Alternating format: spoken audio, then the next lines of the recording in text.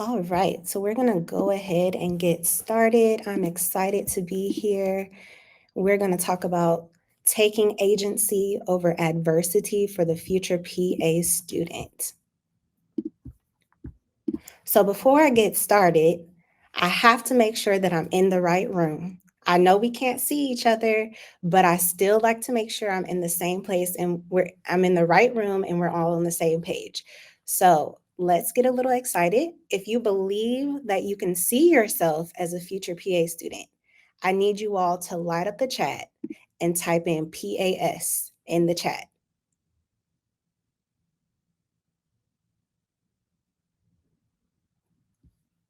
Got it. I got to make sure that you all are awake. Perfect. All right, thank you. Cool. So, hello, future PAS colleague. My name is Jade. So, a little bit about me before we get into the meat of today. I am a second year student heading into my clinical rotations at Meharry Medical College in Nashville, Tennessee. I am the founder and CEO of The Woman Who Did.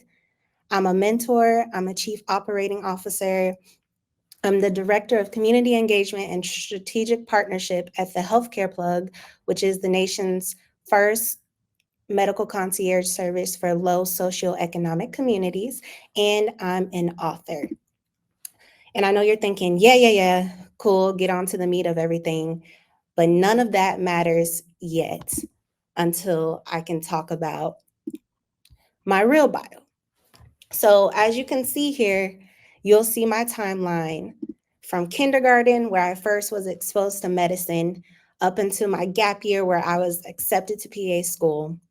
But in between then, you'll see a lot of adversity. Most notably, you'll see during my senior year of high school, I was diagnosed with type 2 diabetes, but that's also where I met my first PA, who was an endocrinology PA. I went through undergrad, and we're not even going to get into that. That would take up a lot of time in and of itself. But you can see here just some highlights of the adversities that I've had to overcome on my path to PA school. And I did not do a deep dive into my introduction because I wanted to show you this as a moment of transparency. And before I can get to my place of being a PA student, let alone a second year PA student, it took for me to overcome a lot of adversity to get to that point. And today, the goal is not to give you numerical information. I know you've gotten a lot of stats and GRE requirements and seats that are available in these programs, which is great and meaningful information. But we're going to do something a little bit different today and talk about how do we show up as our authentic selves on our PA applications. And because you all told me you believe that you're a future PA student. So when I went through all of my adversity, I realized that there were three big lessons that it taught me. Number one, there is freedom and reciprocal vulnerability. Now you all know a little bit more about me because I was open enough to share my adversity. And I choose not only to share it, but to advocate for my adversities, which are my differences, my unique qualities, to be heard, respected, and for a seat to be reserved at the table for it. But that didn't happen quickly. It took time for me to heal and to gain a sense of peace within myself, to embrace my differences and embrace my adversities and really take ownership and choose to tell my story from a sense of triumph and not focus so much on the what happened to me, but what I did about it. So that's what the point of today is. I want you all to leave here embracing your adversities and become the author of your stories and tell it with a sense of authenticity and agency in your PA school applications, from your personal statement to your interview and to your time connecting with patients in clinic once you're a practicing PA. So number two, the second thing that my adversities taught me was that I become comfortable with the new bumps that will happen in my path when I've healed from the potholes and the really ugly messes that have happened along my path. And this is a shift in perspective. And today we're going to focus on developing a growth mindset. And hopefully you'll realize why this is important as you gear up for your next big step as a future PA student.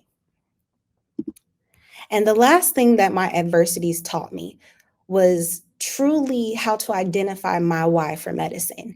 And, we always kind of cringe at the thought of getting the question, why medicine, right? In an interview. But when you really reflect back on your timeline and your path to PA school and even the PA application process, you realize that it's more than a white coat. It's not about yourself, but there are plans, there are people, there are patients, and most importantly, there's a purpose connected to your path and every single part of that path. So let's go ahead and get started. Today, you're going to leave with 3 gems. You're going to understand how to discover taking agency over your adversities. You're going to become an expert at self advocacy. And we're going to talk about my favorite thing, which is learning how to build tables. And I'm going to make sure that I stick around to answer any questions that you have in the chat after this presentation. So hold on to those. All right, so let's talk about taking agency over adversity. So this graph here is a picture of the Adverse Childhood Experiences Questionnaire, which is also called the ACE-Q. So it is a 10-item questionnaire that you will likely administer as a PA in pediatrics patients to measure and quantify instances of adverse or traumatic experiences that kids, usually below the age of 18, have had. So the ACE questionnaire checks for patient exposure to childhood psychological, physical, and even sexual abuse, as well as household function, including domestic violence, substance use, and incarceration. So I like to talk about this questionnaire because I believe that it's important when we're talking about taking agency over adversity. These are some things that we may suppress or may not even put enough emphasis on. And it's important to identify how our childhood, our family units, our upbringing influences the future PA that I know you are. And regarding the results from this questionnaire, the CDC reports that 64% of adults have reported at least one adverse childhood experience before the age of 18, and 16% report 4 or more adverse childhood experiences. So, what does this mean? This means that ACEs can have lasting negative effects on your health, your well being in childhood, and your life opportunities. And the CDC also mentions that it can also affect educational and job potential well into adulthood. So I want you to consider in your own time how these things have influenced your ability to show up. And that it's important that we not only do our best to put in our best PA school application, but we also do our best within our internal development, because at the end of the day, we're signing up to treat people, right? And we want to be the best that we can be.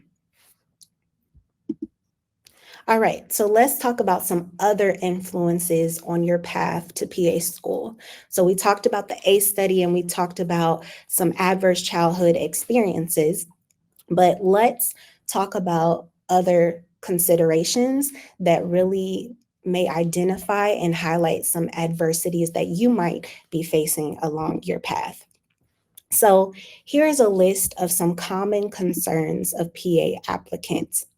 So I have about 15 plus mentees, and honestly, at this point, these are the top concerns that I get from them when I speak with them and they reach out for advice. And especially as they gear up to apply to PA school and Yeah, you could, but this is why you can't.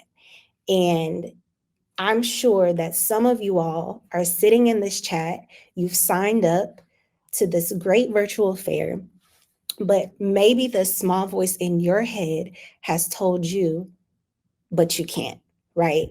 And I want you to stop focusing on the what, or focus on the what and not the how, right?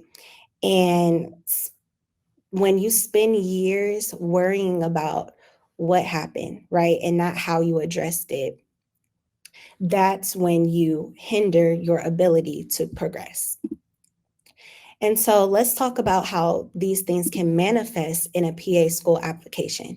So you could have suboptimal grades or standardized test scores. You might withdraw from classes. You might not ever submit an application. And that's not uncommon that people have these common concerns and ideas in their head that I can't be a PA student or I can't submit an application because of this. And we want to change that narrative. So, how do we do that? So, let's talk about taking agency over adversity, putting it into action with the AAA method. So, before I get into the actual AAA method, I want to tell you some spaces and situations in which you may actually utilize this because first, I believe it's one thing to receive a tool, but it's another thing to be shown how to apply it in your life. And oftentimes, when I go through this, people will ask me, well, this is cool and all, but how do I actually apply this, one, to my life, but two, how do I apply this to PA school and my applications, and how can it help me be a strong candidate and competitive when I'm showing up? So, three main spaces in which you can utilize the AAA method. One, when you're ready to be introspective and do some self reflection. Two, in your personal statements, when you're talking about an adverse experience or your exposure to medicine and it's not a super positive, happy go lucky experience, and you don't want it to sound like doomsday, but you want to be authentic and share your story because that's what your personal statement is. It's your story and your why.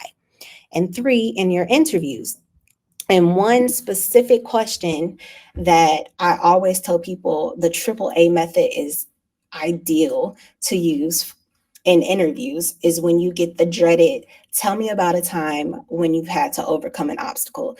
And every time, even though I'm in PA school, when I even think about that question, my shoulders kind of tense up because I think about, oh my gosh, I can't stand that question. But when you utilize the AAA method, you'll learn and you'll see how you can state the obstacle, but how you move from what happened to how you addressed it. And that's the goal. So the AAA method, three A's: acknowledge it, address it, and advantage it. So, talking about acknowledging it, what was the issue? What was the adversity? Go ahead and blatantly state the adversity that you faced. You have to be real with yourself, authentic with yourself, and don't underemphasize the impact that it's had on your life. Number two, address it. How did you rectify it? Now that you've stated the adversity and the issue, focus most of your answer, focus most of your time, focus your energy on how you addressed the issue. What intervention specifically did you implement to rectify the adversity? And three, advantage it. And this is what I like to call putting the bow on it. So anytime my mentees do a mock interview with me and I ask them, tell me about an obstacle that you've overcome, what I've noticed is that a lot of the time they can state the obstacle. Sometimes they will tell me what they did to address the obstacle or the challenge.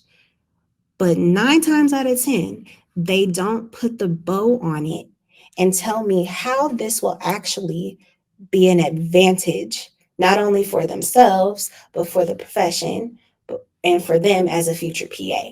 So I want you to remember to acknowledge it, to state clearly the issue, the adversity, the obstacle, to address it. Don't forget to tell us how you focused on addressing the issue. What intervention did you implement? And three, put the ribbon on it, put the bow on it. How is this actually going to advantage you as a future PA student and as a future PA? How would this help you better connect with your patients, make a better impact in the community? All right, so let's do two practice scenarios with the triple A method. So let's go back to some of the common concerns that I listed a few slides back. And this one, as you see here, let's talk about being a career changer. So I picked this one because the last time I gave this talk afterwards, and I love live talks, y'all. So this is hard for me giving a virtual talk and I can't see y'all. But last time I gave this talk, a student came up to me afterwards and she told me that she didn't submit her CASPA and she was gearing up to submit this cycle, but she's put it off for the past 3 years because she's been a teacher for most of her professional career. And though she has some clinical experience, she spent the bulk of her time as an elementary school teacher, and she just didn't feel like she was competitive enough or had enough clinical experience to get a PA school acceptance or to even put in her application, right? And I asked her, well, how might being a teacher actually be advantageous for you as a future PA? And she said, I have no idea because what does that have to do with PA school or being a PA, right? And I said, it actually has a lot to do with it because in practice, you will understand that 54% of adults read below a sixth grade reading level. And as a teacher, and I believe she was an elementary school teacher, as a teacher, her job every day is to take concepts and make sure that her students can understand them, that they can digest it, and that they can regurgitate the information. And that's her connection to how that influences her as a PA student, right? So maybe, yeah, she doesn't have all of the clinical experience and she's been a teacher. And her advantage is she knows how to connect with patients.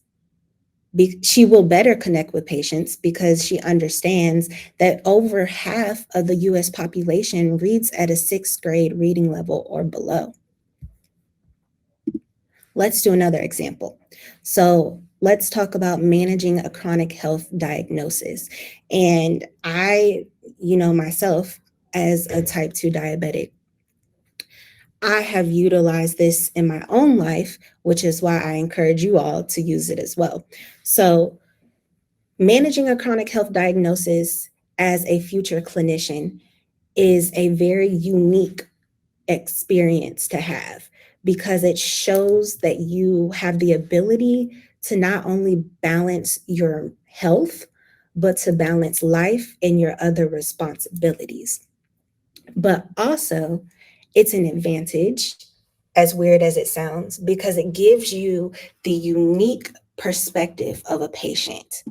And if you address something from the perspective of this is the advantage of my adversity, it doesn't seem, even though it's still an obstacle, even though it's still a threat to your path, you can always take ownership of the adversity. So for me, I believe I did get a question like this on my interview. And I mentioned, one of my obstacles is managing my diabetes. And, in undergrad, I didn't, and my GPA was trash because of it. I addressed it by getting surgery, by going to therapy, by eating right and eating healthier. and finding different outlets besides emotional eating to cope with stress, because I understand that that's important. In PA school, I will be under high levels of stress. But the advantage of that experience is that now I can take a patient's perspective and I understand how to communicate with patients because I've been a patient. Are y'all following me? All right. So, next, let's talk about becoming an expert self advocate. So, one thing that my faculty always mentions when I ask them, what am I doing good at and what can I improve on? 9 times out of 10, they're going to say, you are very self aware. And I started thinking about, how did I get to that place of becoming self aware and being able to explicitly state what I need, when I need it, and how I need to get it? And truthfully, if we circle back to my timeline that I showed at the beginning of this presentation, I realized that my ability to advocate for myself was cultivated in my moments of adversities and my decisions to start telling my story from a place of triumph, but also to identify the intervention, like we talked about with the AAA method, to truly identify what I needed to overcome the obstacles I was facing. And a big part of the issue when we're applying to PA school, or when we're prepping to apply to PA school and we're trying to figure out how to close up some of the gaps, is that we don't know exactly what tools and what interventions we need to close those gaps, right?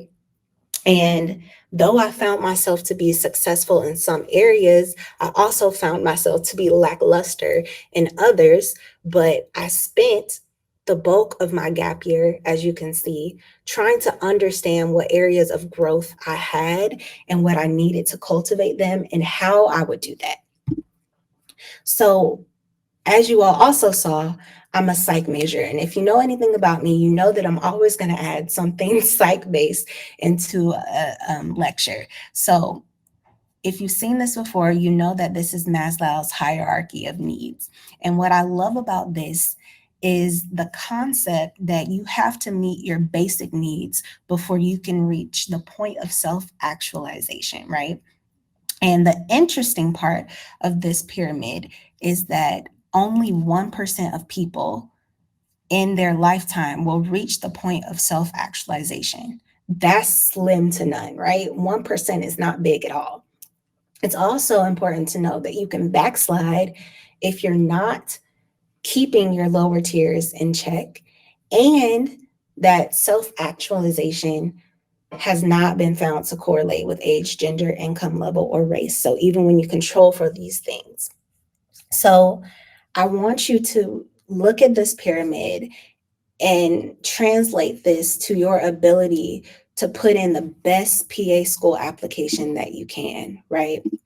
And if you have not satisfied your basic needs, your psychological needs, how can you expect to show up fully on a PA application, or in PA school, or in your profession when those lower tier needs are not met, right? So we want to learn, how do we actually evaluate this so that we can keep our lower tier needs in check. So this is what I like to call the wellness wheel. Some people call it the wellness circle. You see here, this wonderful graphic calls it the 8 dimensions of wellness, and there are obviously 8 parts. So this is a tool that I like to use when I want people to really visualize their needs so that they can advocate for themselves. So, whenever any of these slices of the wheel are off balance, your wellness is at risk. And when your wellness is at risk, you are at risk. And when you are at risk, your path trajectory to PA school or MPA school is also at risk, and the likelihood of a deferment in your path is higher.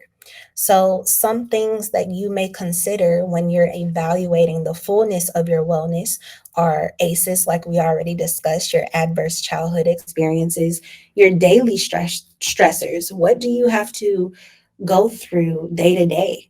Your mental health challenges, your life situations, and situations that are within and outside of your control.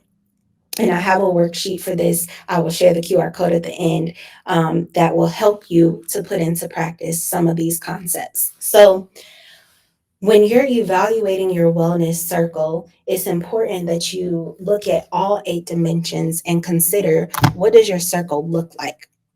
What areas are at a full slice? What areas are half filled or even empty? And further, what areas keep you up at night? And what areas do you need an intervention? And I understand that many of you have shown here literally throwing spaghetti at the wall and hoping it sticks. You may have been going to room in the exhibit hall and listening and maybe participating or just watching the chat. And I get it, because that was me years ago at the PAEA virtual fair, looking at the chat and monitoring other people stating their stats, and admissions directors saying you need this minimum and you need that, right? And that can be difficult to digest. And maybe you're hesitant about your chances, or you wonder if you're even good enough for PA school. And maybe some of you couldn't even type future PAS in the chat, because maybe today you're showing up and you're not even able to fathom the thought of you being my colleague, truthfully. And so we're going to use the wellness wheel, and we're going to use something called the I need, so I will statement to change this narrative. So, when advocating for yourself, just like the AAA method, a lot of these strategies work both internally within your own reflection time and explicitly in communication with others, which is what I love about these approaches. So, after you've identified what areas you need support in, it's also important, like we've talked about, to address it by identifying an intervention tool. So this is a great way to get back on track and address any adversity. And the longer it takes for you to address it, the longer the threat to your success. And that's no bueno. So when determining an intervention tool, I want you to think back to elementary school when we talk about creating a SMART goal, right? That means that your intervention needs to be specific, it needs to be measurable, achievable, relevant, and time bound.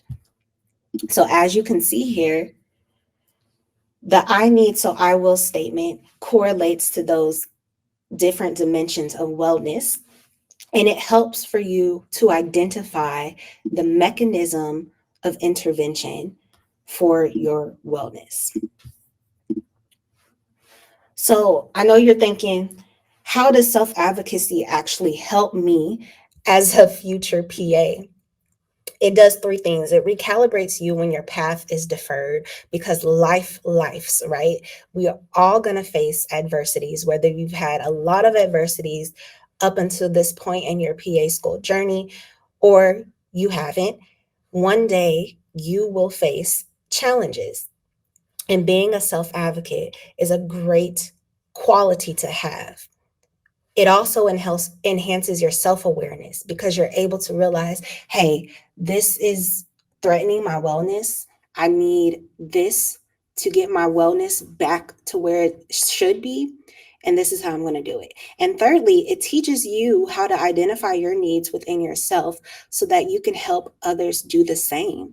And that's an important component of being a great and an effective PA. So, lastly, we're going to talk about learning how to build tables. And I'm sure you all have heard of the infamous table analogy, like being invited to the table, and the table is like this big place of interest, the spot where everyone wants to be at. And when I started looking back at my path and the many, many points of pause and adversity, I realized that I had to stop waiting for the invite to the table. So let's go back to common concerns of PA school applicants. So if we look at this list again, we realize that some of these things may be in our control, but a lot of these things may also be outside of our control. And many of the concerns on this list may actually be out of your control at this point in your life. However, like we've already talked about, it's important to acknowledge the what is the concern, but focus and emphasize the how. How will you allow the concern to not hinder your ability to succeed and reach your goals of PA school? So, this is a harsh truth, right? Sometimes, if you're waiting on your invitation to the table, it may never come. And it's important that you start building. And for me, I realized in my adversity, hey, this is what it is. This is what happened. I have to stop waiting for invitations, right? I stopped waiting to prove that I could be a change maker in medicine. I stopped waiting for someone to hand me an acceptance and I started working for my acceptance, right? And I realized that I had what it took. I had the grit. I could master the work, the rigor, the stress to be the PA that I imagined myself to be and truly manage patients. And I decided that there was a lot that I had already endured in my personal life and so much adversity that I had taken agency over to allow to boil down into a nuance. And I realized in that moment that my invite to the table may never come, but I could build my own tables and invite whoever I wanted to sit there. And so that's what I did. So at the beginning, you saw my list of partnerships and organizations that I work with. And even before PA school, I started finding organizations and causes that really truly personified my why for PA school. And I started helping out in any way that I could with these organizations. And that's just continued and built even stronger connections now that I am a PA S2. But I started crafting programming and building out what I thought was necessary in healthcare on a macro level and a micro level while I waited for my acceptance. And I encourage you to do the same. And if your adversity or your obstacles have hindered you from showing up strong on your applications, I encourage you, once you take a growth mindset perspective and shift your thoughts on your adversities, that you send out invites, right? And you build tables and you create experiences that allow you to personify your why as well. And when you become the author of your adversity, you realize that your adversities will actually shape your why for medicine, and that will be the unique part of you that makes you stand out against other candidates for PA school. And that's what you lean into in your personal statements and in your experience section and in your interviews and even when you're in PA school. And realize that taking agency over adversity has a huge payoff and impact. And I realize now that I'm in PA school how my adversities and my pauses and my stumbles along my path actually ended up blessing me and helping so many other people. And you also realize the impact that your adversities have on your life and your self actualization journey, for your future patients, for the people coming behind you, and in medicine as a whole. And so once you become the author of your adversity, you'll realize that you're not surprised when you get this message that says, congratulations. We are pleased to inform you that you have been accepted to PA school. Thank you so much for your time. You can find my slide deck by going to this QR code. I will paste it in the chat because it's a little blurry. My Instagram's here. I'm having a free session on all things PA school tomorrow. And I'm going to stay in the chat for questions. I think I have 4 more minutes. I hope you all enjoyed this. Thank you so much.